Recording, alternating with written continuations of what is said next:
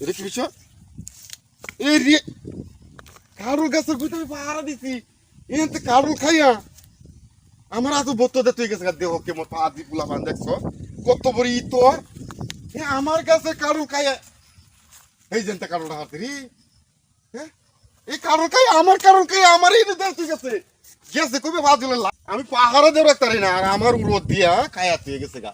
হ্যাঁ কত বড় ই তোর বুলামান, হ্যাঁ কারলটা খায়া আমার তো গুড়াড়ি আর গোত্তটা তুই গেছে গা।